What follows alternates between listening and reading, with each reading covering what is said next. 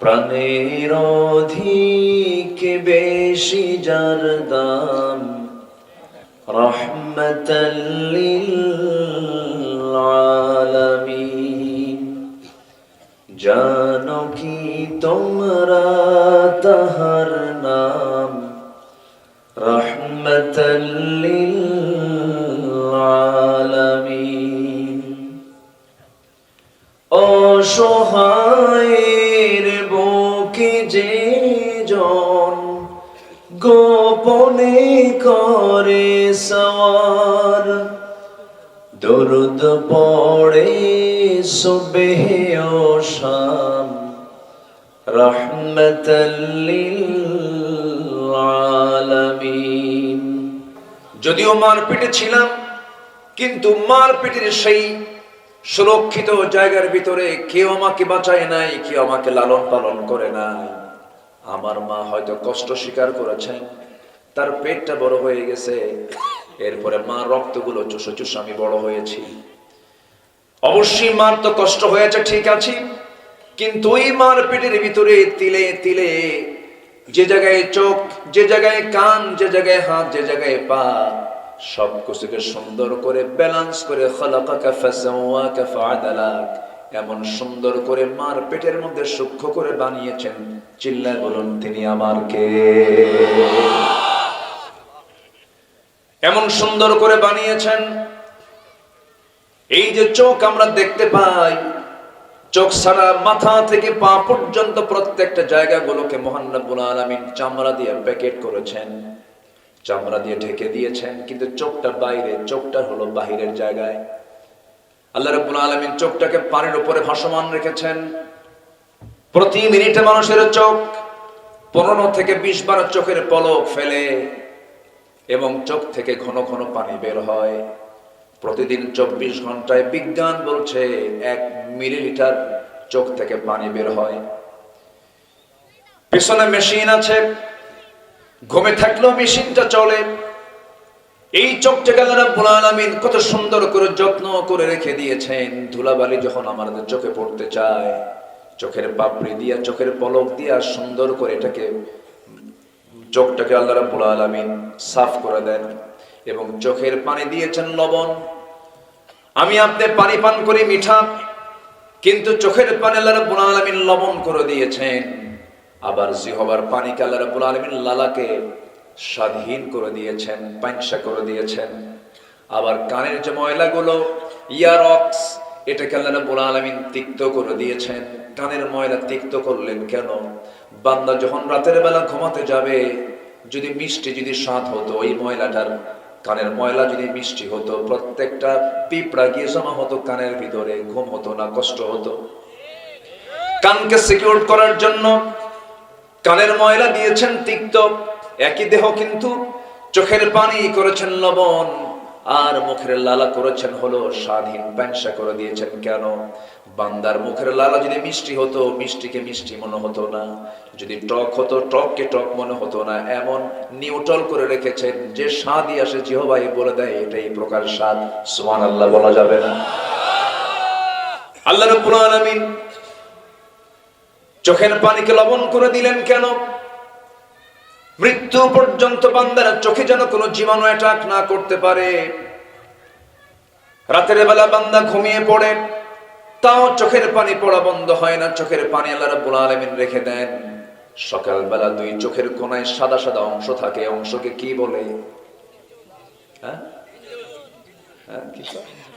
কেনজুল, পেনজুল, যাই হোক, একটা জুল জুল হলোই, সমস্যা না, কিন্তু দেখে কিন্তু ঘৃণা মনে হয়। হয়তো বলি, ভাই তোমার চোখে কেনজুল, একটু সাফ করে নাও। কিন্তু এই কেনজুলকে যদি আমরা একটু ঘৃণা ঘৃণা মনে করে, যদি এই চোখের এই সাদা অংশ যদি না বের হতো, চোখ ফুলে মানুষের চোখ নষ্ট হয়ে যেত। আল্লাহ রাব্বুল আলামিন 24 ঘন্টা আমার চোখকে সেভ করার জন্য স্থায়ী মলমের বন্দোবস্ত করে দিয়েছেন। জোরে বলি সুবহানাল্লাহ। আলাম নাজআল লাহু আইনাইনি ওয়া লিসানান ওয়া শাফাতাইনি ওয়া হাদাইনাহুন নাজদাইন। জোরে বলুন আল্লাহু আকবার। টানা টানা চোখ দিয়েছেন, দুটো কিডনি দিয়েছেন। আমার এক বন্ধু মালয়েশিয়ায় থাকে, আব্দুল মমিন নাম, একদিন হঠাৎ করে তার হাতটা চেপে ধরে দেখে এখানে মেশিন লাগানো। বললাম, বন্ধু আমার এখানে মেশিন কেন? চোখে পানি, কেঁদে বলে, বন্ধু প্রচুর টাকার মালিক, কিন্তু আমার দুটো কিডনি অকেজ, কোনো উপায় নাই। ডায়ালিসিস করতে হয় সপ্তাহে 4 থেকে 5 দিন। আল্লাহ রাব্বুল আলামিন আমার আপনার কিডনি যে দিয়েছেন, একটা দিলেও চলতো, ডাবল ডাবল করে দিয়েছেন। দুনিয়ার ডায়ালিসিস মেশিনটার ওজন হলো 100 কেজি, আর আল্লাহ রাব্বুল আলামিন একই ডায়ালিসিস মেশিন যে কাজ করে, সেই ডায়ালিসিস মেশিনের কাজটা আল্লাহ পাক কিডনি দিয়ে করায় দেন। প্রত্যেকটা কিডনির ওজন মাত্র 200 গ্রাম, আর মানুষ বানাইছে 100 কেজি।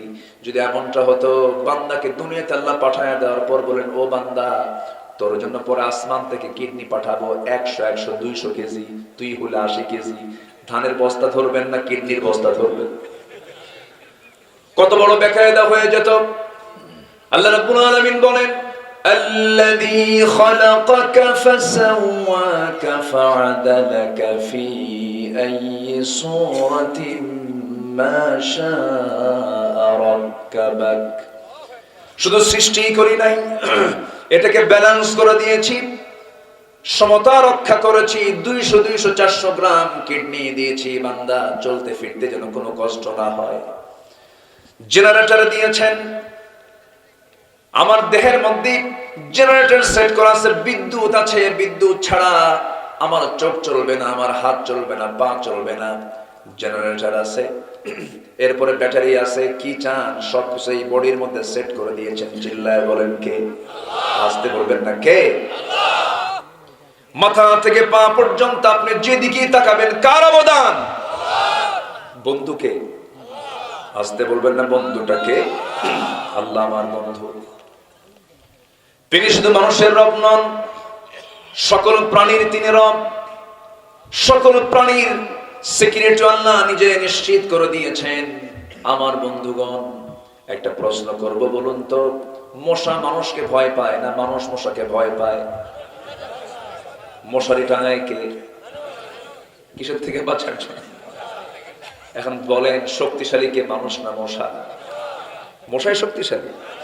আচ্ছা, হাতি মানুষকে চালায় না মানুষ হাতিকে চালায়? হ্যাঁ, মানুষ হাতিকে চালায়। আবার সেই মানুষটা আবার সামান্য মশার কাছে অসহায়। এই মশাকে আল্লাহ রাব্বুল আলামিন কত আগে বানিয়েছেন। মশার কথা কোরআনে কারীমেও বলে দিয়েছেন। কাফিররা বলল, মাযা আরাদাল্লাহু বিহাদা মাসালা, তোমার রবের কাম নাই কাজ নাই, কোরআনের মধ্যে মশার কথার কি দরকার ছিল? কিন্তু আজকে যে আশ্চর্য হবেন, এই মশার চোখকে রিসার্চ করে ড্রোন ক্যামেরা আবিষ্কার হয়েছে। ক্যামেরা আবিষ্কার করা হয়েছে মশার চোখ দিয়া। মশার চোখ হলো ডিফেন্স ড্রোনের মতো, চতুর্দিকে সে এক সমান দেখতে পায়, কোন দিক দিয়ে সলিমুদ্দিন হামলা করে সে টের পায়। মশা সহজে মারা যায় নাকি? সহজে মারা যায় না। আপনি এত শক্তিশালী, মশাকে ধরতে পারেন না, সে কখন কামড় দিয়ে চলে গেল। আপনি এত বড় শক্তিশালী, চতুর্দিকে লাইট দিয়ে দেখলেন, ঘরের মধ্যে কোথাও কোনো মশা নাই, শীতকাল অগ্রহায়ণ পৌষ মাস চলে, কোথাও কোনো মশা নাই। কিন্তু আপনারা শুধু লাইটটা বন্ধ করে বিছানায় মাথা রেখেছেন, বালিশে মাথা রেখেছেন, হঠাৎ করে 10 মিনিট যেতে না জেনেছিল আপনার কানের কাছে, নাকের কাছে এসে সারেগামা পাদানিশা। ঠিক কিনা বলেন? ও খুঁজে পাইলো কেন, ওর চোখ কোথায়? আপনার চোখ ফেল মেরে দিয়েছে, সে ঘ্রাণ পেয়ে যায়। সায়েন্স বলছে 75 ফুট দূর থেকে প্রত্যেকটা মশা মানব অস্তিত্ব খুঁজে পায়, এখানে কোন শরীরের মধ্যে শুয়ে আছে। আমার বন্ধুগণ, মশা যে কামড় মানে যে অংশটুকু দিয়া, ওটাকে সুর বলে। কি বলে? সুর বলে। ওই সুরটা যদিও চিকন দেখতে পায়, কিন্তু ওই সুরের মধ্যে 6টা ভাগ আছে। কয়টা ভাগ বলেন? 6টা ভাগ আছে। প্রথম 2টা ভাগ দিয়ে সে কি করে, যখন সে রক্তটা নিয়ে নেবে, প্রথমে বসিয়ে সে করে কি, প্রথম অংশ দিয়া চামড়াটাকে ফেলে ফেলে।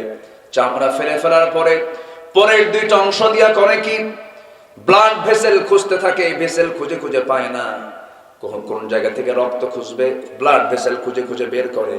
4টা পার্ট চলে গেল, 5ম পার্ট দিয়ে সে আস্তে করে সে তার একটা অংশ ঢুকায় দিয়ে চতুর্দিকে কেমিক্যাল ছড়ায় দেয়, কেমিক্যাল নিঃসরণ করে, অ্যানেস্থেসিয়া করে। ডাক্তার যারা আছেন চতুর্দিকে অবশ করে ফেলে, ষষ্ঠতম অংশটুকু দিয়ে আস্তে আস্তে ঢুকায় দেয়। আবার চতুর্দিকে খেয়াল করে সে আমাকে দেখলো কিনা, বারবার তাকায়, আস্তে করে ঢুকায় দেয়, সুন্দর করে ঢুকায় দিয়া আস্তে আস্তে পরিমিত করে মশা তার রক্ত বের করে আস্তে করে বের হয়ে আসে, শরীরের মধ্যে টের পায় না। 10 মিনিট যাওয়ার পর যখন কেমিক্যালের অ্যানেস্থেসিয়ার মেয়াদ যখন পার হয়ে যায়, সঙ্গে সঙ্গে ফুলে ওঠে, কি ব্যাপার, এই তো মশা কামড় মারছে আমাদের। 10 মিনিট পর টের পায় মশা চলে গেছে, আমি আপনি টের পেলাম না। আবার কিছু কিছু আছে হলো ছ্যাঁচড়া মশা, এমন খাওয়া শুরু করে হুঁশ নাই, বিগত সরকারের মতো, এই যে 16 বছর যারা ছিল, ঠিক কিনা? এমন খাওয়া খাইছে, হজম করতে পারে নাই, শীত হয়ে পড়লো আর শেষ হয়ে গেল, ঠিক কিনা বলেন? তাহলে আল্লাহ যে উদাহরণগুলো দিয়েছেন, অবশ্যই উদাহরণের মধ্যে হিকমত আছে না নাই? আসতে বলবেন না, আছে না নাই? এই যে মশা তার সুরটা ঢুকালো, টের পেলেন না, আমি আপনি টের পেলাম না। এই মশার এই সুরকে স্টাডি করে বিজ্ঞান আজকে আবিষ্কার করেছে মসকিউটো ইন্সপায়ার্ড নিডলস, সিরিঞ্জ তারা তৈরি করেছে। এই আধুনিক যে সিরিঞ্জ গুলো তৈরি হয়েছে মশার সুরকে রিসার্চ করে, জোরে করেন সুবহানাল্লাহ। একটা মশার গায়ে যে মেশিন আল্লাহ পাক লাগিয়ে রেখেছেন, মশা যে আওয়াজ করে, গুনগুন গুনগুন করে কানে শোনা যায়, এই আওয়াজটা কিন্তু তার ভোকাল কর্ডের আওয়াজ না, কণ্ঠের আওয়াজ না, এটা তার পাখার আওয়াজ। সায়েন্স বলতেছে, আধুনিক বিজ্ঞান বলছে, প্রাণী বিজ্ঞান বলছে, প্রত্যেকটা মশা যখন সে হাতের ঝাপটান যখন পাখার যখন ঝাপটানটা মারে, প্রতি সেকেন্ডের ঘনত্বের পরিমাণ হলো, ঝাপটানের পরিমাণ হলো তার পাখা নড়ায় প্রতি সেকেন্ডে 400 থেকে 500 বার। সুবহানাল্লাহ বলা যাবে না?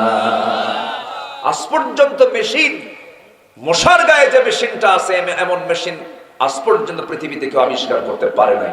আল্লাহু আকবার বলেন। আমার রব তিনি কত বড় রব! সেই মহান রব যা কিছু সৃষ্টি করেছেন সব আমার এবং আপনার জন্য সৃষ্টি করেছেন। জোরে করে সুবহানাল্লাহ। একটা প্রশ্ন করব আপনাকে, বলুন তো, আল্লাহ আমাকে বেশি ভালোবাসেন না আমি আল্লাহকে বেশি ভালোবাসি? বলেন, বলেন, কে আমাকে বেশি ভালোবাসেন? না আমি আল্লাহকে বেশি ভালোবাসি? আল্লাহ আমাকে বেশি ভালোবাসেন। সারা রাত ধরে মদের বোতল খায়, অন্যের বউ নিয়ে শুয়ে থাকে, অথচ আল্লাহ তার নাকের ডগায় অক্সিজেন দিয়ে রাখে। আল্লাহর দয়া কম? আস্তে, আল্লাহর দয়া কম? সারা রাত ধরে মদের বোতল নিয়ে থাকে আর অন্যের বউ নিয়ে শুয়ে থাকে, এরপরও নাকের ডগায় আল্লাহ সরাসরি অক্সিজেন দিচ্ছেন, খা। বান্দা তুই তওবা করে তবু আয়, তওবার দরজা খোলা রেখেছে, আমি তোকে মাফ করে দেব। জোরে বলে সুবহানাল্লাহ। সবাইকে আমরা আল্লাহর প্রিয় পাত্র হতে চাই। আল্লাহ ভালোবাসেন 8 শ্রেণীর মানুষকে। আল্লাহ তাআলা 8 ধরনের মানুষকে ভালোবাসেন। এই 8 ধরন কারা কারা, এটা হচ্ছে আজকে আমার আলোচনার সাবজেক্ট। সবাইকে শুনতে রাজি আছেন? কারো কোনো সমস্যা নাই তো? জোরে বলি ইনশাআল্লাহ। আল্লাহ আবার কিছু বান্দাকে ভালোবাসেন না, ইউহিব্বু লা ইউহিব্বু, এই দুটা শব্দের মোড়কে আল্লাহ পাক সাজিয়েছেন, কাদেরকে ভালোবাসেন আর কাদেরকে ভালোবাসেন না। তবে হ্যাঁ, পৃথিবীর কোথাও কিন্তু আপনি শান্তি পাবেন না যদি একটা কাজ আপনার মধ্যে না থাকে। সেটা কি জানেন? সেটা হচ্ছে আল্লাহর জিকির যদি না থাকে। পৃথিবীর কোনো প্রাণীর মধ্যে কিন্তু অশান্তি নাই। মশা অশান্তি নাই, হাতি অশান্তি নাই, পিঁপড়া অশান্তি নাই, সমুদ্রের জলপ্রাণী কোনো অশান্তি নাই, ওদের মধ্যে কোনো হরতালও নাই, কোনো গন্ডগোল, কোনো নির্বাচনও নাই। কি কথা কি বুঝতেছেন আপনারা? কোথাও কোনো, শুধু সমস্যা কিসের ভিতরে বলেন? মানুষের মধ্যে। আমার বন্ধুগণ, কেন সমস্যা নাই? সকল প্রাণীগুলো আল্লাহর তাসবিহ জপে এবং সকল প্রাণীগুলো আল্লাহর আনুগত্য করে। أفغير دين الله يبغون وله أسلم من في السماوات والأرض طوعا وكرها ولكن لا تفقهون تسبيحهم। দুই জায়গায় আল্লাহ রাব্বুল আলামিন বলেন সকল প্রাণী যে তাসবিহ প্রকাশ করে তোমরা তা বোঝো না, কিন্তু বান্দা তোমরা কি? ইন্নাল ইনসানা লাকাফুর, বান্দা তুমি বড়ই অকৃতজ্ঞ, অকৃতজ্ঞ বান্দা তুমি আমাকে ভুলে থাকো। আমি তোমাকে এক সেকেন্ড ভুলি না, এক সেকেন্ড ভুললে তোমার দম চলে যাবে, নিঃশ্বাস বন্ধ হয়ে যাবে। তোমাকে আমি এক সেকেন্ডের জন্য ভুলি না, কিন্তু বান্দা তুমি আমাকে শুধু এক সেকেন্ড নয়, এক ঘন্টা নয়, একদিন নয়, দুদিন নয়, 7 দিন চলে যায়, তুমি আমাকে ভুলে থাকো, তুমি নামাজটা পড়ো না। আছে না নাই? আমার বন্ধুগণ, আমি আপনি কেন শান্তি নাই? কারণ সমাজের মধ্যে শান্তি না থাকলে কারোর শান্তি থাকে না। কেউ মূলত শান্তিতে নাই, এর মূল কারণ হলো ইসলামের পরিবেশটা আমরা সমাজে চালু করতে পারি নাই। এবং ব্যক্তিগতভাবে যদি কেউ প্রশান্তি পেতে চায়, প্রশান্তি হলো কার জিকিরে? বলেন, আসতে বলবেন না, কার জিকিরে? আল্লাহর জিকিরে। আল্লাহ রাব্বুল আলামিন সুন্দর করে বলছেন, আলা বিযিকরিল্লাহি তাতমাইন্নুল কুলুব, সূরা রা'দ আয়াত নাম্বার 28। আল্লাহ বলছেন সাবধান, আলা deep attention grabber, deep attention grabber, সাবধান, এই যে সাবধান, আলা ডিপ অ্যাটেনশন গ্র্যাবার, সাবধান। হৃদয়ের প্রশান্তি যদি পেতে চাও, আল্লাহর জিকির ছাড়া হৃদয়ের প্রশান্তি কোথাও খুঁজে পাবা না। আল্লাহু আকবার বলে। আল্লাহর জিকিরকে এক সেকেন্ডের জন্য ভোলা যাবে না। আল্লাহর জিকিরকে কখনো বাদ দেওয়া যাবে না, মাইনাস করা যাবে না।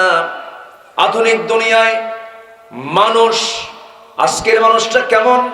মানুষের টাকা আছে কিন্তু শান্তি নাই, বন্ধু আছে আত্মার সঙ্গ নাই, বিনোদন আছে প্রশান্তি নাই। এই জন্যই মনোবিজ্ঞান স্বীকার করছে যে overthinking cannot be cured by more thinking, it needs a higher connection.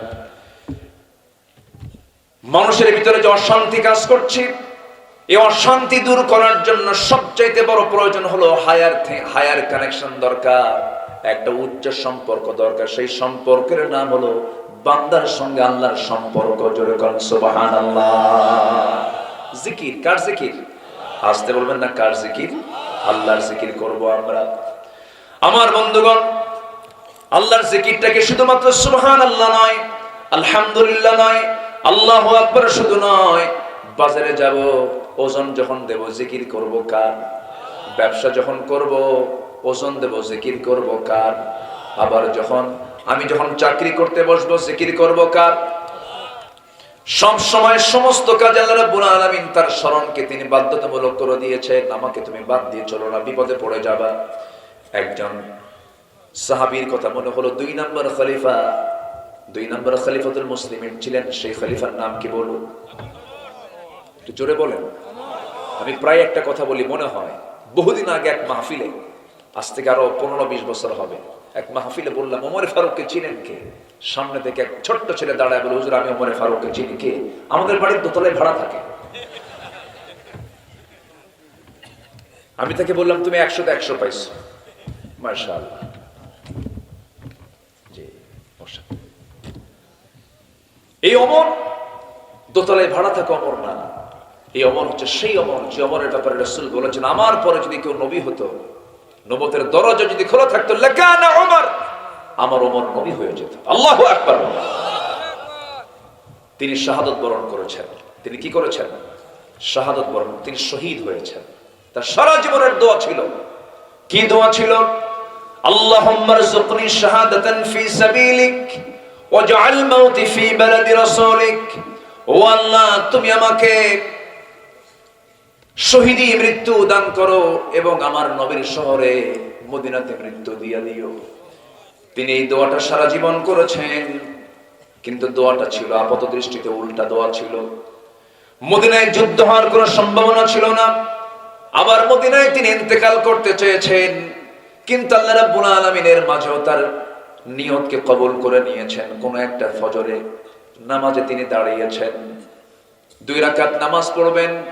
প্রথম রাকাত নিরাপদেই পড়েছেন, দ্বিতীয় রাকাতে নামাজ পড়তেন না। নামাজের মধ্যে হঠাৎ করে আবু লুলু মাজুসি নামে একজন আততায়ী, একজন জালিম পিছন দিক থেকে এসে তার পেটের ডান পাশে মেরে দিল। বিষাক্ত ছুরি যখন ঢুকায়া দিয়েছে, সেই সময় তিনি অতটুকু অসুস্থ হয়ে পড়লেন না। সেই চাকু বের করে আবার পর্যাবরী সামনের দিক থেকে তল পেটে যখন মোচড়ায় যখন ছুরিটা মেরে দিয়েছে, সেই সময় আর তিনি দাঁড়াতে পারলেন না। দ্বিতীয় রাকাতে পেটের নিচ থেকে একটু অংশ ভুঁড়ি বের হয়ে গেল, সেন্সলেস হয়ে পড়ে গেলেন। কয়েক ঘন্টা সেন্স নাই। ইতিহাস বলে সেন্স যেমন ফিরল, তার সেন্স ফেরার সঙ্গে সঙ্গে তিনি মুচকি হাসি মেরে বলছেন, আল্লাহ তাআলা বুঝি আমার হৃদয়ের আকুতি কবুল করে নিয়েছে। এরপরে ছেলে আব্দুল্লাহকে ডাক দিয়ে বলছে, আব্দুল্লাহ রে এদিকে আসো, একটু পানি দাও তো। হয়তো সন্তান মনে করেছেন আব্বা পানি পান করার জন্য ছটফট করছেন, পানি আনলেন তাড়াতাড়ি করে। পানি যখন তার হাতে দেওয়া হলো, তিনি বলছেন, আব্দুল্লাহ তুমি আমাকে কিসের জন্য পানি দিলা? আব্বা আপনি তৃষ্ণার্ত হয়েছেন, পানি পান করুন না। আরে না, ফজর নামাজ তো আমার এখনো হয় নাই। আল্লাহু আকবার বলেন। এটার নাম কি? জিকির। বলেন এটার নাম কি? বলেন। আমার তো নামাজটা হয় না, নামাজ তো বাদ আছে, ওযু করতে হবে, ওযুর পানি দাও। ওযু বানায় নিলেন।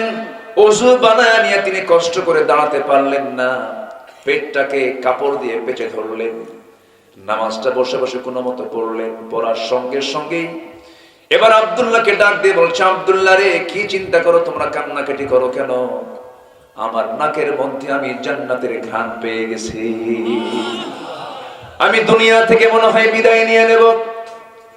আব্দুল্লাহ বলছেন, আব্বা ডাক্তার তো জোগাড় করতে হবে, চিকিৎসার দরকার, ডাক্তার খুঁজে আনতেছি। ডাক্তার খুঁজে আনা হলো, সামনে ডাক্তারকে বসায় দেওয়া হলো। এবার ডাক্তার বলছে, আমিরুল মুমিনিন কি চিকিৎসা করবো আপনার? এক গ্লাস দুধ নিয়ে এসেছি, দুধটা পান করুন। যখন তাকে এক গ্লাস দুধ দেওয়া হলো পান করার জন্য, তিনি পান করা শুরু করলেন বিসমিল্লাহ বলে। কিন্তু দুধটা পেটে থাকলো না, নারী ফুটা হয়ে বাইরে দিয়ে দুধটা পড়ে গেল। ডাক্তার বলছে, আর পারলাম না, আমি তো অচল হয়ে গেলাম, আমার চিকিৎসা এই জায়গায় শেষ, আমি আর পারছি না। সঙ্গে সঙ্গে ওমরে ফারুক বলছেন, ডাক্তার তোমাকে ধন্যবাদ, আমি আমার রবের সন্ধানে, রবের আহ্বানে সাড়া দিয়ে আমি আমার রবের কাছে চলে যাচ্ছি।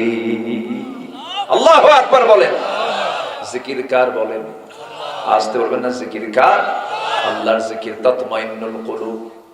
সঙ্গে সঙ্গে ওমরে ফারুক রাদিয়াল্লাহু তাআলা বলছেন, আব্দুল্লাহ আমি মনে হয় দুনিয়া থেকে বিদায় নিয়ে নেব, ডাক্তারকে পাঠায় দাও। ডাক্তার এবার চলে যাচ্ছে রুম থেকে।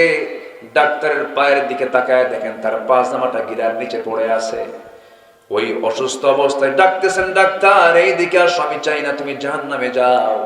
আমার নবীর হাদিসটা শুনে যাও, যে ব্যক্তির পাজামার কাপড় গিরার নিচে পড়ে থাকবে, কিয়ামতের দিন আল্লাহ পাক তার দিকে নজর দিবেন না, পাজামার কাপড়টা উঠাও। সুবহানাল্লাহ বলবেন না? মৃত্যুর পূর্ব দাওয়াতি কাজ বন্ধ নাই। ওমর ফারুক রাদিয়াল্লাহু তাআলা দুনিয়া থেকে বিদায় নেবেন।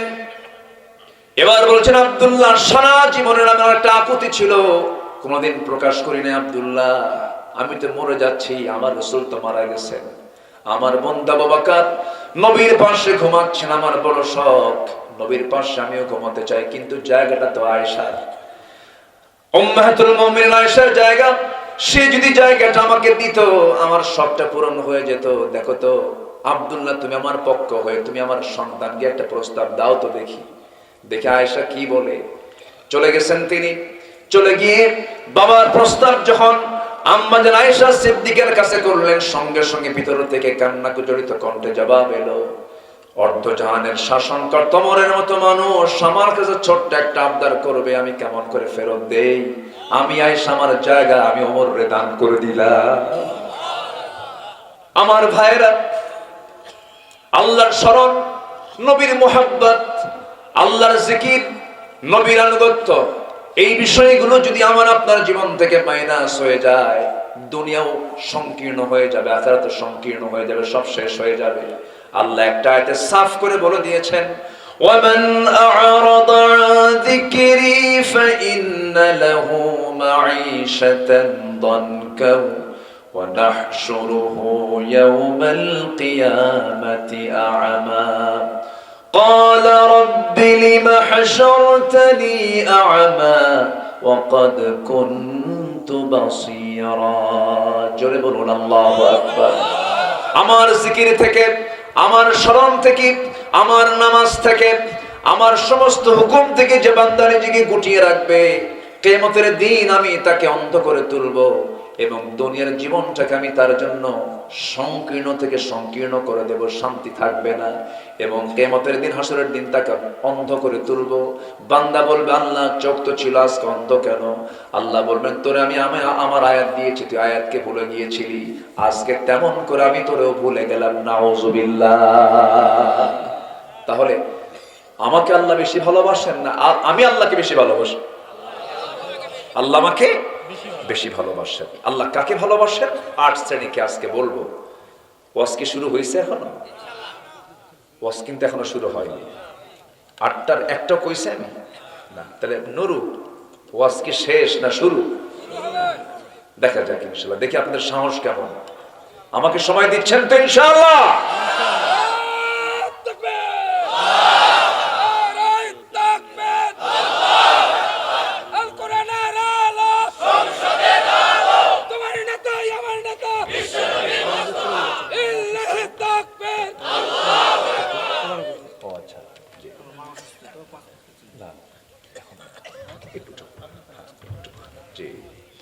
সম্মানিত ভাইরা, আমি কি কথা বলবো? আগ্রহ আছে তো সবার ইনশাআল্লাহ? আল্লাহ পাক সবাইকে শেষ পর্যন্ত থাকার তৌফিক দান করুন। জোরে বলি আমিন। আমি খুবই খুশি যে একজন লোক নড়াচড়া করছেন না। আমি যেন এটা শেষ পর্যন্ত কন্টিনিউ যেন পাই। আল্লাহ কবুল করুন। জোরে বলি আমিন। এবং প্রথমে হতাশ হয়েছিলাম, লোকজন কোথায়, কিন্তু আপনারা যে এইরকম সালাত তা তো বুঝি নাই। আলহামদুলিল্লাহ। সম্মানিত ভাইয়েরা, কিন্তু সময় মতো সব করা উচিত। একটু আগে ভাগে আসবো আমরা। ওয়াস-সাবিকুন আস-সাবিকুন উলাইকাল মুকাররাবুন। আল্লাহ কবুল করুন। জোরে বলি আমিন। আল্লাহ ভালোবাসেন 8 ধরনের মানুষকে। এর মধ্যে 1 নম্বর হলো যারা তওবা করে। কি করে? তওবা। গুনাহ নাই কার? হাত তোলেন দেখি। কার গুনাহ নাই? হাত তোলেন। লোকে দেশে হাত তোলার মতো লোক আছে যার গুনাহ নাই, সেটা হলো লতিফ সিদ্দিকী। ওর কোনো গুনাহ টোনা নাই। ও একদিন বলে ফেলতেছে, অকপটে বলছে, খুব দাম্ভিকতা নিয়ে বলছে, আমি আমিন কেন কব? আমি আমিন কেন বলবো? আমার তো কোনো গুনাহই নাই, আমি মাসুম। চিন্তা করছে, সে বলে আমার কোনো গুনাহই নাই। তাহলে আমার দেশে একটা মানুষরূপী ফেরেশতা পাওয়া গেছে, তার নাম হলো লতিফ সিদ্দিকী। বনে থাকে, ওরে দেখে আসবেন একটু। বদমাইশ জান কোথাকার। আমার দেশে কিছু আমদানি হয় এগুলো মাঝে মাঝে। হজ নিয়ে বাজে কথা বলেছিল। হজ নিয়ে বলেছিল হজ হচ্ছে মুহাম্মাদের ব্যবসা। কথা বুঝতেছেন কি? কত বড় মারাত্মক কথা। ওর তো বেঁচে থাকারই অধিকার ছিল না, ওকে ফাঁসির মঞ্চে ঝুলিয়ে মারা দরকার ছিল।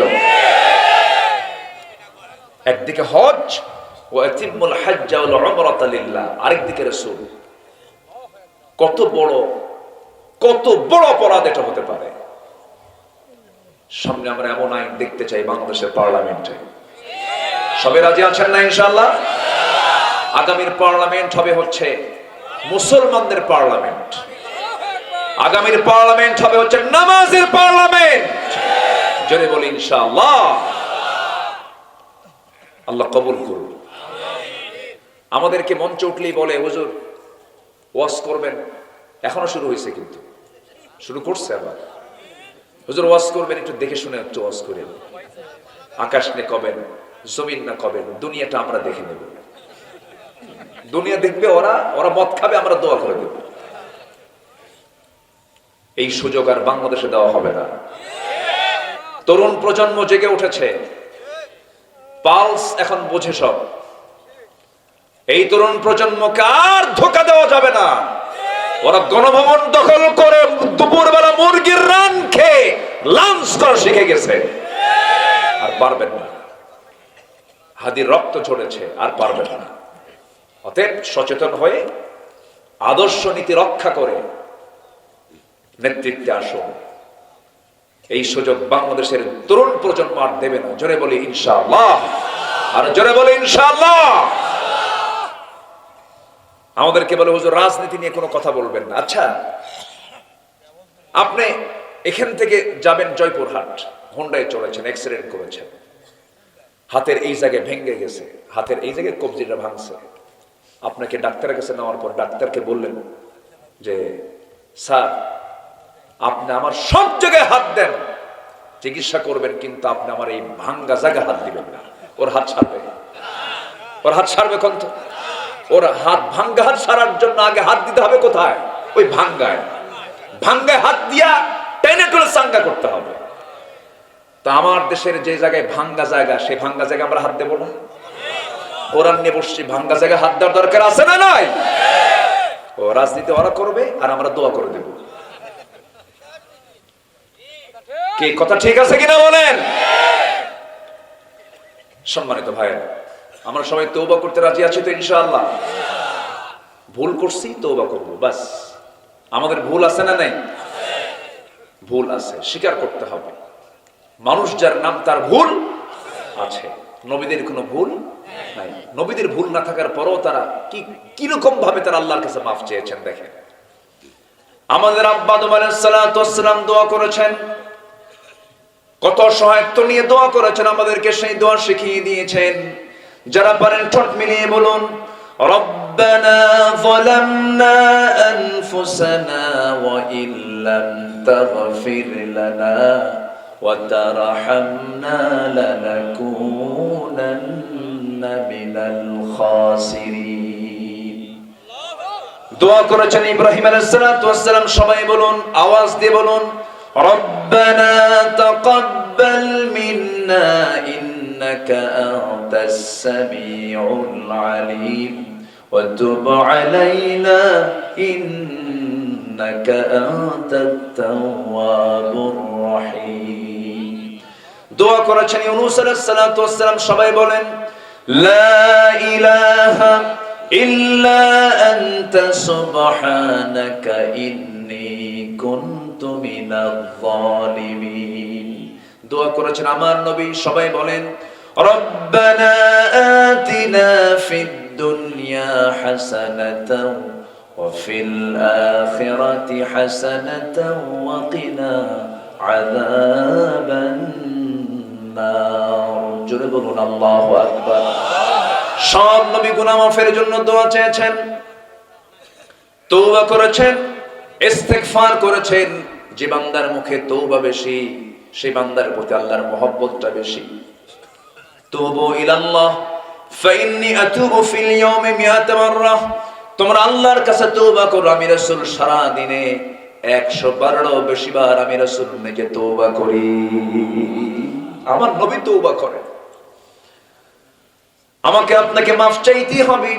আমার দায়িত্ব মাফ চাওয়া, আমার আল্লাহর দায়িত্ব মাফ, গুনাহ ক্ষমা করে দেওয়া। আমার দায়িত্ব মাফ চাওয়া। মাফ চাইবো আমরা কার কাছে? আল্লাহর কাছে। তওবা করব কার কাছে? আল্লাহর কাছে। আল্লাহ রাব্বুল আলামিন হুকুম করেছেন তওবার ব্যাপারে। আল্লাহ বলেন, ইল্লা মান তাবা ওয়া আমানা ওয়া আমিলা সালিহান। আল্লাহ তাআলা আরেক জায়গায় হুকুম করছেন, আত-তাইবুনাল আবিদুনাল হামিদুনাস সাইহুনার রাকিউন الساجدون الآمرون بالمعروف والناهون عن المنكر والحافظون لحدود الله وبشر المؤمنين. জোরে বলুন আল্লাহু আকবার। আল্লাহ বলছেন তওবা করো, আগে তওবা করে ফিরে আসো। ইল্লা মান তাবা, আত-তাইবুন, আগে তওবা করো, তওবা করে আমার কাছে ফিরে আসো, আমি তোমাকে maaf করব। তোমার গুনাহ যত বড়, আমার রহমত তার চাইতে অনেক বেশি বড়। আমার কাছে মাফের মতো মাফ চাইবে, আমি তোমাকে সব গুনাহগুলো maaf করে দেব। শর্ত হলো তওবা করে ফিরে আসতে হবে। তওবা মানে হলো যে ভুলটা করেছি আমি, আর জীবনে আল্লাহ এই ভুলটা আমি কখনো করতে যাব না, এই সিদ্ধান্ত নেওয়াকে তওবা বলা হয়। আমাকে আপনাকে সিদ্ধান্ত অবশ্যই নেওয়া দরকার আছে না নাই? বলেন আছে। তওবা করব, আল্লাহ বাম দল করেছে আর বাম দল করব না। আল্লাহ হুক্কা মার্কা পার্টির দল করছে আর ওই দল করব না। আল্লাহ সুদ খেয়েছে আর জীবনে সুদ খাবো না। জেনা করেছে আর জীবনে জেনা করতে যাব না, আকাম কুকাম করেছে আর আকাম কুকাম করতে যাব না, চুরি করেছে আর জীবনে চুরি করব না, এমন সিদ্ধান্ত নিয়ে বান্দা যদি ফিরে আসে, আল্লাহ রাব্বুল আলামিন বলছেন, বান্দারে চুরি করে ধরা পড়েছিস, থানায় তোর নামে একবার কালো তালিকে চলে যাওয়ার পর পরবর্তীতে যতই ভালো হস না কেন, হাজী সাহেব তুই হস না কেন, সারা জীবন থানায় তোর নামটা কালো তালিকায় থেকে যায়। কিন্তু বান্দা তুই যদি তওবা করে যদি আমার পথে ফিরে আসিস, চোরের খাতায় নাম থাকে না, ডাকাতের খাতায় নাম থাকে না, আমি তোকে জান্নাতের খাতায় তোর নামটা তুলে নেই।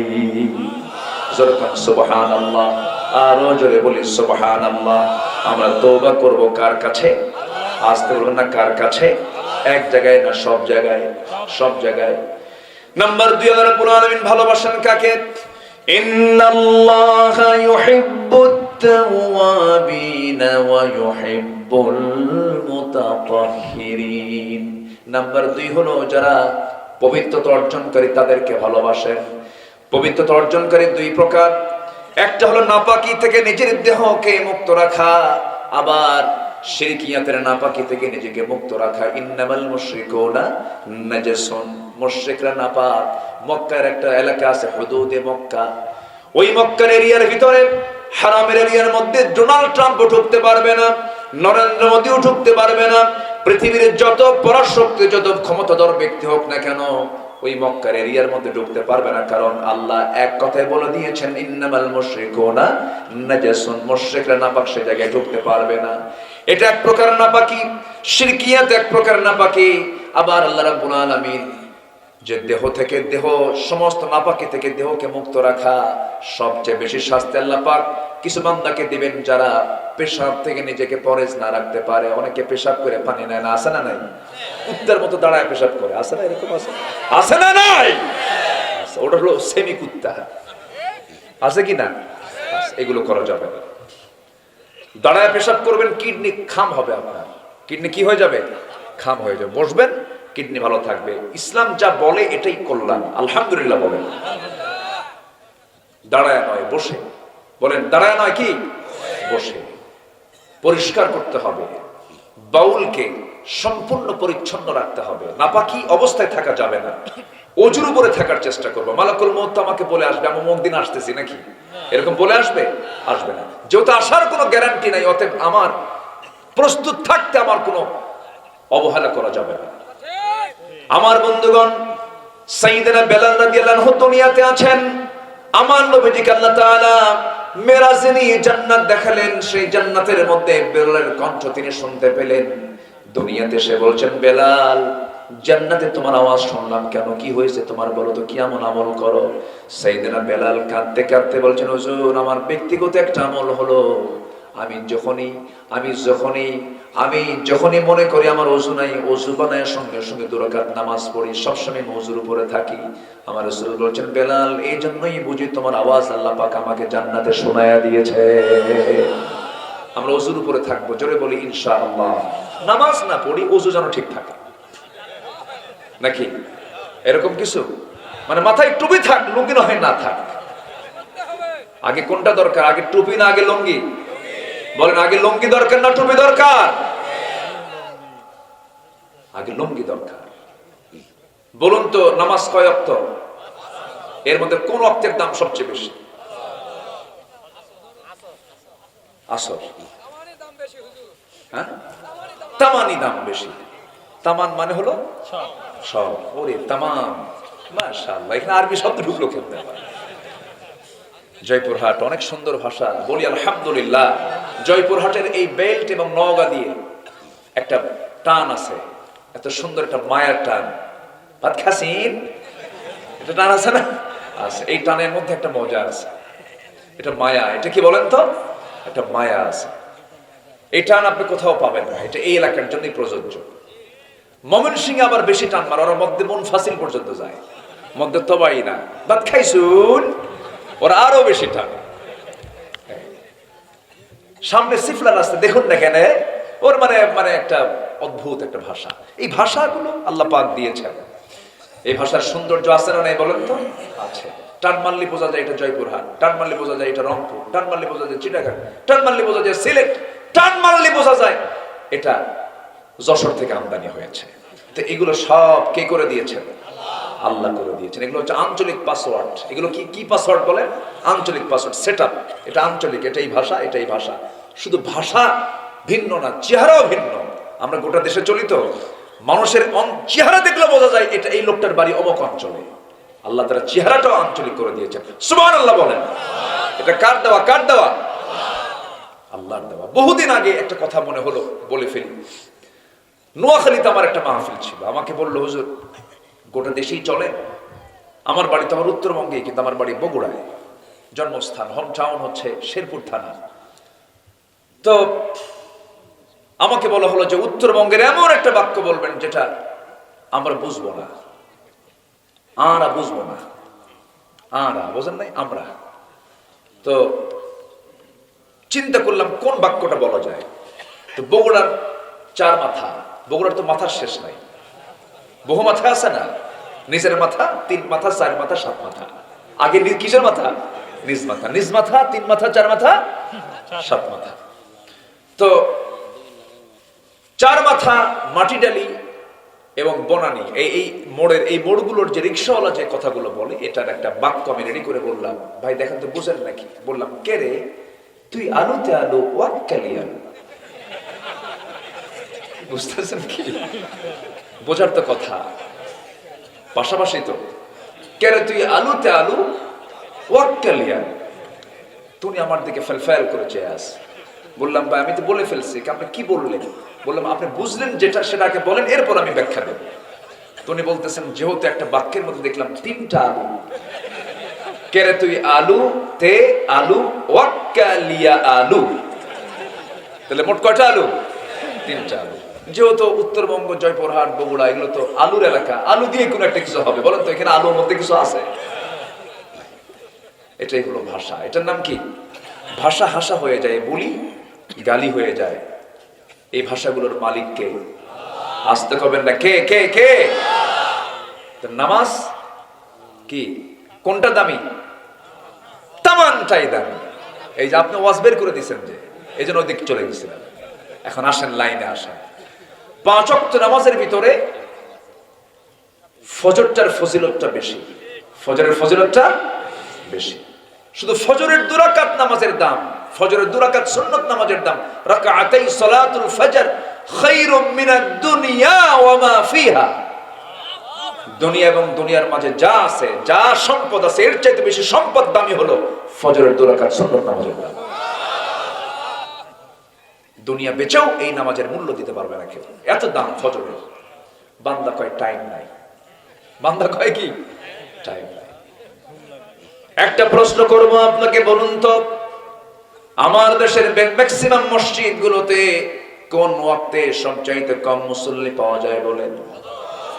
ফজরের সবচেয়ে কম মুসল্লি। কিন্তু দুঃখজনক হলো সত্য, ওই ফজরেই কিন্তু মানুষ বাড়িতে বেশি থাকে। জোহরে কম থাকে, আসরেও কম থাকে, মাগরিবেও কম থাকে, এশাও কম থাকে। কিন্তু ফজরে 100% বাড়িতে মানুষ থাকার পরও ফজরে মুসল্লি কম।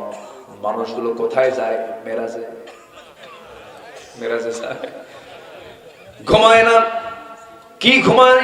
কি ঘুমানটা ঘুমান দিল, ফজরটা তার কাজা হয়ে গেল। সেই ঘুম তার জন্য অকল্যাণ বয়ে আনবে, অসুস্থতা বয়ে আনবে, নিঃসন্দেহে তার জন্য ক্ষতির কারণ হয়ে যাবে। কোন এক শুক্রবারে, এই তো কিছুদিন আগে কোন এক শুক্রবারে ভূমিকম্প হয়েছিল, মনে আছে আপনাদের? কি বার বলেন? কি বার? শুক্রবার, জুমাবার। বলেন কি বার? আবার বলেন, আবার বলেন, আবার বলেন। শুক্রবার বলবেন না, বলেন কি বার? জুমাবার বললে সওয়াব পাবেন। শুক্র কয় সওয়াবটা পাবেন। জুমা একটা সূরার নাম আছে, সূরাতুল জুমআ। আর জুমা মানে হচ্ছে একত্রিত হওয়া, জুমার দিন, ইয়াউমুল জুমআ। তো জুমাবারে কিয়ামত হবে, জুমাবার পৃথিবী ধ্বংস হবে। তো জুমাবারে জুমার নামাজের একটু আগ দিয়ে ভূমিকম্প হয়েছিল কয়েক সেকেন্ড। জিওএইচএস, বারিধারা, গুলশান, ধানমন্ডি, এই বিশাল ধনকুবের ধনীরা যে এলাকায় থাকে, একটা ফ্ল্যাটে একটা মানুষও নাই। খালি ধাক্কা খান মারছে আল্লাহ, এক ধাক্কায় সব ভিআইপি জুতা খুইলা রাস্তায়, সব হয়ে গেছে ভিআইপি ফকির। ভিআইপি কি? ফকির। রাস্তায় দাঁড়ায় আছে, কিসের ভয়ে? আল্লাহর ভয়ে নাকি? আল্লাহর ভয়ে, মরার ভয়। আচ্ছা বলেন তো, জান্নাত কি আল্লাহ পাক দিবেন মরার আগে না মরার পরে? আমাদের চূড়ান্ত প্রাপ্তি কি বলেন? আমাদের চূড়ান্ত চাওয়াটা কি বলেন আল্লাহর কাছে? বলেন কি? জান্নাত। সে জান্নাত পাবো আমরা মরার আগে না মরার পরে? বান্দা মরতে চায় না, বান্দা মরতে চায় না, মারছে দৌড়। সে কি দৌড়, গায়ে কোনো কাপড় চোপড়ও নাই, গেঞ্জি আর লুঙ্গি ছিল, ওই লুঙ্গি নিয়ে মারছে। এই দৌড়টা মারা লাগতো না যদি ফজরের দৌড় মারতো আল্লাহর ভয়ে। আসতে কোন কেন? ফজরের দৌড়ে এই দৌড় মারা লাগতো না। আল্লাহ তাআলা দৌড় মেরে নামাজে যেতে বলেছেন, হাইয়া আলাস সালাহ হাইয়া আলাল ফালাহ, তাড়াতাড়ি নামাজে আসো, কদ কামাতিস সালাহ, নামাজ দাঁড়ায় গেছে, নামাজে দাঁড়াও। মুয়াজ্জিন ডাকে, কোন যুবকের কানে সাড়া পায় না। কিছু বুড়া চাচা 5-6 জন ফজরে যায়, কিছু বুড়া চাচা 5-6 জন ফজরে যায়। যখন প্রশ্ন করা হয়, চাচা এই ঠান্ডার মধ্যে আপনি কেন আসছেন মসজিদ? আপনি তো না আসলেও তো আপনি মাঝুর মানুষ। বাবা বুড়ি বেঁচে নাই, বুড়ি থাকলে আমিও আসতাম না, বুড়ি থাকলে এগুলো করা যাবে না। নামাজকে আমরা কন্টিনিউ করবো, আমরা জিকিরকে কখনো বাদ দেওয়া যাবে না। নামাজ আমরা 5 ওয়াক্ত পড়বো। সবাইকে রাজি আছেন নাকি? সবাইকে রাজি আছেন? 5 ওয়াক্ত নামাজ পড়বেন কারা কারা? একটু হাত তুলে দেখান দেখি, জোরে বলি ইয়া আল্লাহ। আমাদেরকে ফজর, যোহর, আসর, মাগরিব, ইশা 5 ওয়াক্ত সালাত আদায় করা তৌফিক তুমি আল্লাহ দিয়া দাও। জোরে বলি আমিন, আরো জোরে আমিন। হাত নামান। বউ যদি নামাজ না পড়ে কি করবেন? কম যদি না পড়ে তাহলে কি করবে? বলার পরেও কাম হয় না। হ্যাঁ হ্যাঁ, তাও ঘুম পারে না, না নামাজ পড়তেই চায় না, বারবার বলার পর তখন কি করবেন? হাই হাই কি অ্যাকশন করে, তালাক। এদিকে কি মায়ের, এদিকে মায়ের, এদিকে তালাক, এদিকে মায়ের। এই তো লক্ষণ খুব খারাপ দেখতেছি। একটারও ট্রিটমেন্ট ঠিক নাই। হ্যাঁ, বুঝান লাগবে শুনে। এই তো বউকে ভালোবাসার মানুষ পাইছে। হ্যাঁ, ও বিয়ে করে নাই মনে হয়। আচ্ছা, খুব ভালো, আপনারা খুব মজার মানুষ, আলহামদুলিল্লাহ। আপনাদের জেলার নামই তো জয় দিয়ে শুরু, কোনো পরাজয় নাই, জয়। আল্লাহ কবুল করুন, জোরে বলি আল্লাহুম্মা আমিন।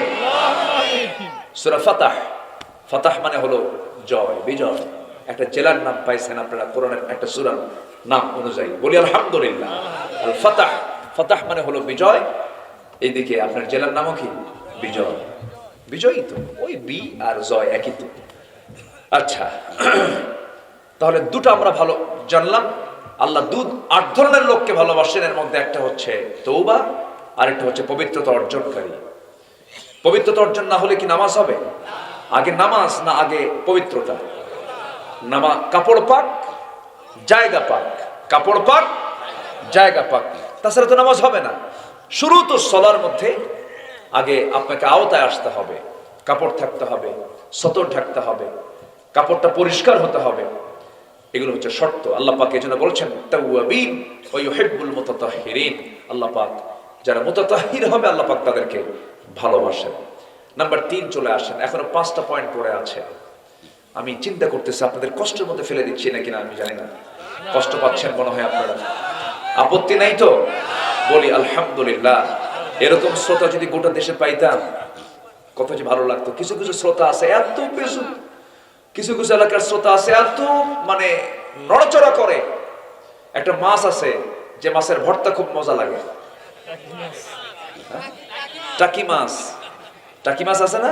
এটাকে যদি আপনি ওজন করার জন্য তোলেন 2 মিনিট ওদিকে তাকাবেন না, থাকে খালি লাফালাফি করে। তো কিছু কিছু এলাকার শ্রোতাগুলো আছে হচ্ছে টাকি মাছের মতো খালি নড়াচড়া করে। কিন্তু আপনাদের এই পিন পতন নীরবতা প্রমাণ করে যে আপনারা দিনকে, কোরআনকে, ইসলামকে অত্যন্ত সম্মানের সঙ্গে মহব্বত করেন। বলি আলহামদুলিল্লাহ। আচ্ছা, নাম্বার 3, যারা আল্লাহর পথে সংগ্রাম করে আল্লাহ পাক তাদেরকে খুব ভালোবাসেন। আল্লাহর পথে কি করে? সংগ্রাম করে। মিছিল শুনলে মারে দৌড় সামনের কাতারে। আর কিছু কিছু নেতা আছে, যত রক্ত লাগে দেব, প্রয়োজনে লোক পাঠাবো, আমি যাব না। প্রয়োজনে বিদেশ থেকে অনলাইনে বক্তব্য ঝড় তুলে দেব, আছে কিনা? না। আল্লাহর পথে যারা সংগ্রাম করবে নির্ভীক ভাবে, আল্লাহ তাদেরকে খুব ভালোবাসে। বলি আলহামদুলিল্লাহ। আল্লাহ রাব্বুল আলামিন বলেন, খুবই কমন আয়াত, এই আয়াতগুলো সবার মুখস্থ থাকা দরকার। সবাই বলুন, ইন্নাল্লাহা ইউহিব্বুল্লাযীনা ইউকাতিলুনা ফী সাবিলিহি সাফফান কাআন্নাহুম বুনয়ানুম মারসুস। সূরা সফ আয়াত নম্বর 4। আল্লাহ রাব্বুল আলামিন তাদেরকে বড় ভালোবাসেন যারা সীসা ঢালা প্রাচীরের মতো। সীসা ঢালার কথা বলেছেন, লোহার কথা উদাহরণ দেন নাই। কান্নাহুম বুনিয়ানুল মাহদুদ বলতে পারতেন, মারসুস বলেছেন কেন? লোহার কাজ হলো লোহার এক প্রান্তে আপনি আগুন লাগাবেন, অন্য প্রান্তে ঠান্ডা থেকে যাবে। সীসার আপনি এক প্রান্তে আপনি আগুন ধরা দিলে পরে গোটা সীসাটা সমান তাপ পেয়ে যায়। আল্লাহ পাক লোহা না দিয়ে এখানে রাসাসের কথা বলেছেন, মারসুসের কথা বলেছেন। অর্থাৎ গোটা পৃথিবীর যে প্রান্তে একটা মুসলমানের জীবন নিয়ে যখন কেউ সিনেমেনে খেলবে, সঙ্গে সঙ্গে সেই মুসলমানের পক্ষে গোটা পৃথিবীর মুসলমান সিংহের মতো গর্জন দিয়ে উঠবে। আল্লাহ পাক এই আয়াত দিয়ে এটাই বোঝাচ্ছেন। আমার বন্ধুগণ, জিহাদ ফি সাবিলিল্লাহর কাজটা সবাই করতে পারে না, এটার জন্য তাকদীর লাগে। মুনাফিকরা তো পারেই না। মুনাফিককে নামাজে চেনা যায় না, মুনাফিককে রোজায় চেনা যায় না, মুনাফিককে দান সদকায় চেনা যায় না। মুনাফিককে চেনা যায় হলো মাঠে ময়দানে, জিহাদের ময়দানে। জীবন দেওয়া কিন্তু এত সস্তা না। একটু গুরুত্ব বোঝানোর জন্য বলতে চাই, জিহাদের গুরুত্ব কতটুকু। সামান্য একটা ইতিহাস মনে পড়ে গেল। একটা সূরার নাম আছে সূরা তাওবা। সূরা তাওবা, এই সূরা তাওবার একটা প্রেক্ষাপট আছে। তাবুক অভিযানে আমার রাসূল 30,000 সৈন্য নিয়ে রওনা দিয়েছিলেন। যুদ্ধ হয় না, রোমানদের বিরুদ্ধে যুদ্ধ না হয়ে 30,000 সাহাবী নিয়ে আমার নবী যাওয়ার রওনা করলেন, ব্যাক করলেন মদিনার দিকে। মদিনার মসজিদে বসে আছেন। হঠাৎ করে একজন সাহাবী, লম্বা হাদিস, তিনি হাদিসটা বর্ণনা করেছেন, কাব বিন মালিক রাদিয়াল্লাহু তাআলা আনহু, আস্তে করে নবীর সামনে এসে হাঁটু গেড়ে আস্তে করে বসে গেছেন। বসে গিয়ে বলছেন, ইয়া রাসূলুল্লাহ, মাফ চাইতে আসছি আমি। কি মাফ চাও বলো? ইয়া রাসূলুল্লাহ, আমি আপনার কাছে মাফ চাইতে আসছি এই জন্য আপনি যুদ্ধের ডাক দিয়েছেন, অভিযানের ডাক দিয়েছেন, যেতে পারি নাই, গড়িমসি করেছিলাম, ভুল করে ফেলেছি, আমাকে মাফ করে দেন। এবার রাসূল নিজেই গোয়েন্দার মতো করে প্রশ্ন করছেন, কাম আর কে কে যাও নাই বলো তো, আর কে কে যাও নাই বলো। এবার বলছেন, হুজুর হেলাল বিন উমাইয়া যায় না, আর কে যায় নাই বলো। মুরারা বিন রাবিয়া যায় না, আর কে যায় নাই বলো। হুজুর আমার জানা নাই, আমার জানা মতে এই 3 জন আমরা যাই নাই। যাওয়ার সুযোগ ছিল, সবকিছু ছিল, ইচ্ছা করে গরিমসি করে যাই নাই। হুজুর দয়া করে মাফ করে দেন। আমার নবীর সঙ্গে সঙ্গে মাথা নিচু করে বললেন, ও কাব বিন মালিক, তুমি আমার সামনে থেকে চলে যাও, তুমি আমার সামনে থেকে চলে যাও। ওনাকে মসজিদ থেকে যখন বের হতে বলা হলো, তিনি বের হয়ে গেলেন। এরপর আমার নবী নোটিশ জারি করে দিলেন। মদিনার সকল সাহাবা কেরামকে ডাক দিয়ে বলছেন, আনসার মুহাজিররা, কাব বিন মালিক, হেলাল বিন উমাইয়া, মুরারা বিন রাবিআ, 3 জনের বিরুদ্ধে আমি রাসূল বয়কট করে দিলাম। তাদের সঙ্গে সকল প্রকার লেনদেন, কথাবার্তা, আচার-আচরণ সব বন্ধ। যখন এই 3 জনের কাছে নিউজ চলে গেল, যেন গোটা আকাশ তাদের মাথার উপরে ভেঙে পড়ল। কাব বিন মালিক রাদিয়াল্লাহু তাআলা আনহু, তার কানে যখন সংবাদ চলে গেছে, তিনি দরজায় চলে গেছেন। বাড়ির দরজায় গিয়ে বলছেন, স্ত্রী দরজা খোলো। স্ত্রী দরজার কাছে এসে বলছেন, স্বামী আমার, দরজা কেন খুলবো না? অবশ্যই খুলবো, আপনার বাড়ি, আপনার ঘর, আপনার দরজা, আমি আপনার দরজা খুলে দিচ্ছি আপনাকে ঢোকার জন্য, কিন্তু পিছনের দরজা দিয়ে আমি বের হয়ে যাচ্ছি, কারণ যে ব্যক্তিকে নবী বয়কট করেছেন আমিও তাকে নিজেও বয়কট করে ফেললাম। আল্লাহু আকবার বলেন। সব হবে আল্লাহ কেন্দ্রিক, নবী কেন্দ্রিক, ঠিক আছে না?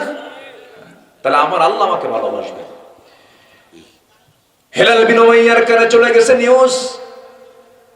সোজা তিনি চলে আসেন মসজিদে নববীতে, দড়ির একটা হাতের মধ্যে নিয়ে মসজিদ নববীর সামনে এসে একটা খুঁটির সাথে দড়ি বেঁধে অপর প্রান্তে দড়ি দিয়ে তার 2টা হাত বেঁধে ফেলে দিয়া এবার বলছে, হেলাল রে, তোর মতো পোড়া কপাল দুনিয়া তার কেউ নাই, যার বিরুদ্ধে নবীজি বয়কটের ডাক দিয়েছেন, কেউ তো সালামের জবাব নেয় না, মাথাটা মুখটা ঘুরায় নিয়ে তারা চলে যায়।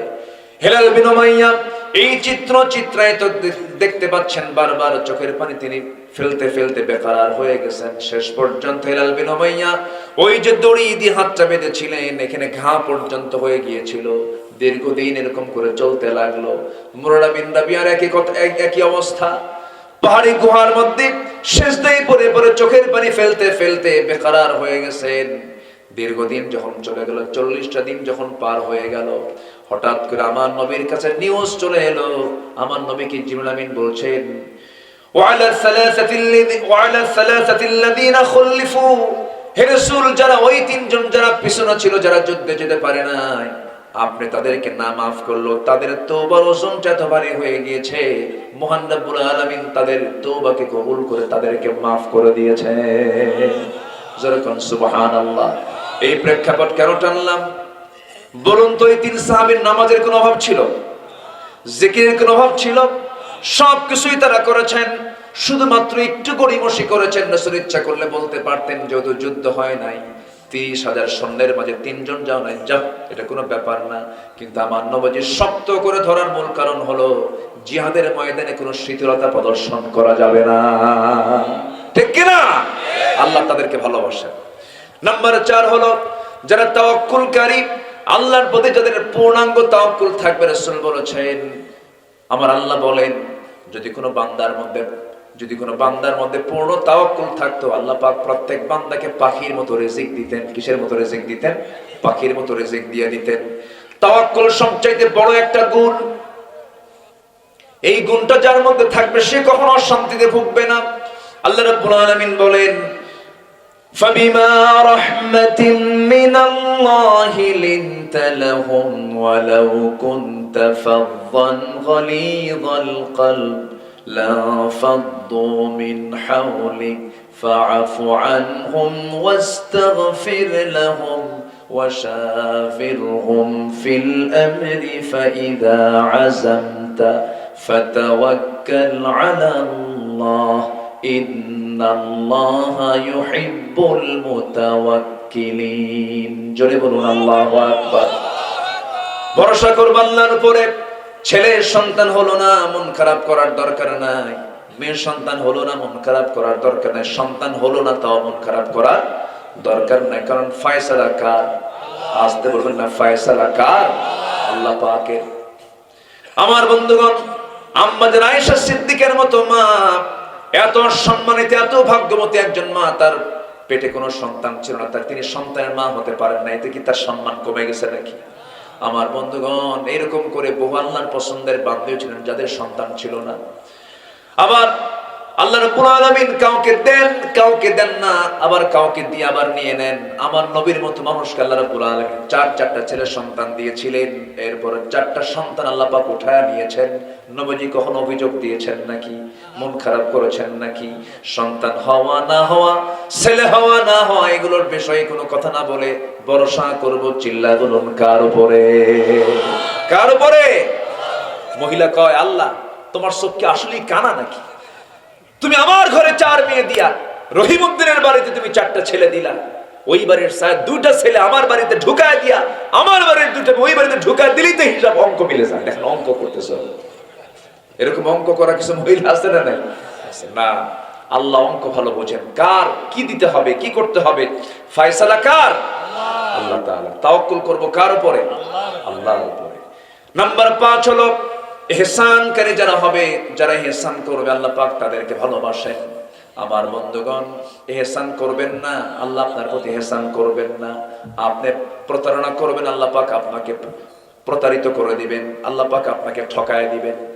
প্রতারণা করলে পরে আপনি ঠকে যাবেন, আপনি জুলুম করলে আপনি ঠকে যাবেন, আপনি প্রতিশোধ পরায়ণ হলে পরে আপনি ঠকে যাবেন। আমার বন্ধুগণ, বিগত 16 বছর যে ফ্যাসিস্ট সরকার ছিল, এই সরকারটা ছিল, বলেন তো ইহসানের সরকার না প্রতিশোধের সরকার? বলেন বলেন বলেন বলেন বলেন। বাবার হত্যার প্রতিশোধ, ঠিক কিনা? এই করতে করতে, বাপ নিতে নিতে, রাজাকার বলতে বলতে জনগণ বিরক্ত হয়ে কয়, যা আমরা রাজাকারী, যা, ঠিক কিনা? শেষ পর্যন্ত এক দৌড়ে কোথায় গিয়ে বসে আছে এখন? দিল্লি গিয়ে বসে আছে। আল্লামা সাঈদ রাহিমাহুল্লাহ, নিঃসন্দেহে আমার কাছে মনে হয়, আপনার কাছে কি মনে হয় জানি না, আমার কাছে মনে হয় নিঃসন্দেহে আল্লামা সাঈদ রাহিমাহুল্লাহ একজন 100% আল্লাহওয়ালা মানুষ ছিলেন। 25 বছর আগের বক্তব্য তিনি বললেন যে গাছের গোড়ায় নাড়া দেব, মামু বাড়ি দিল্লি গিয়ে পড়বা। কোথায় গিয়ে পড়ছে বলেন? কলকাতা, ইউপিতে, রাজস্থান। ইন্ডিয়া তো কম ছোট রাষ্ট্র না, অনেক বিশাল বড় রাষ্ট্র। বাংলাদেশের প্রায় 22 গুণ বড়। বিশ্বের সবচাইতে বড় গণতান্ত্রিক রাষ্ট্র হচ্ছে ভারত। এইদিকে ত্রিপুরা আছে, ওইদিকে আসাম আছে, ত্রিপুরার আগরতলা, আসামের গুয়াহাটি, ওইদিকে শ্রীলঙ্কা, মায়ানমার, ভুটান, নেপাল, বোনের বাড়ি লন্ডন, বিয়াই বাড়ি আমেরিকা, কত জায়গা কত পড়ছিল, কোথাও পড়ে নাই মামু বাড়ি। আল্লাহ সাইদির কথা যে কবুল করে নেবে। বসুক, বসে থাকুক, আসেন দোয়া করি। দোয়া করবেন না, আলোচনা চোখ। হুজুর বরু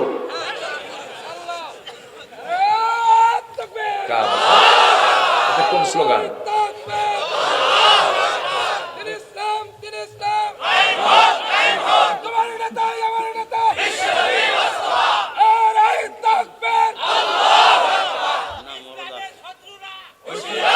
এই শত্রু নাই এখানে, শত্রু সব ভারতে, আমরা সব ঠিক আছি, বলি আলহামদুলিল্লাহ। রাগ করতেছেন নাকি আপনারা? আমি সবাইকে নিয়েই কথা বলছি। আওয়ামী লীগ, বিএনপি, জাতীয় পার্টি, জামাত ইসলামী, চরমনাই, যেটাই বলেন না কেন, আল্লাহর কাছে গিয়ে কিন্তু জবাবদিহিতার কাঠগড়ায় দাঁড়িয়ে জবাব দিতে হবে। এটাকে ভাবেন। এরপর আল্লাহকে কি জবাব দেব, এই মানসিকতা তৈরি করুন। আপনার বিবেক বলে দেবে, বিবেককে জাগ্রত করুন। আপনার বিবেক বলে দেবে আপনাকে কি করা দরকার। আল্লাহ বোঝার তৌফিক দান করুন। সম্মানিত ভাইয়েরা, আমরা নাম্বার 6, আমরা ন্যায় পরায়ণ হব। কি হব বলেন তো? ন্যায় পরায়ণ হব। ওয়াহসিনু ইন্নাল্লাহা ইউহিব্বুল মুহসিনিন। ইহসান শেষ, এখন ন্যায় পরায়ণ। আদালত যেন আমার দেশে কায়েম হয়, আল্লাহ কবুল করুন। ইনসাফ যেন কায়েম হয়। শরীফ ওসমান হাদির রক্ত, শরীফ ওসমান হাদির রক্ত সে যেভাবে দিয়েছে, জমিনে উৎসর্গ করেছে। একটা ধূমকেতু, মুকুটহীন এক সম্রাট, মানুষের মনোজগতের এক রাজা, সে মানুষের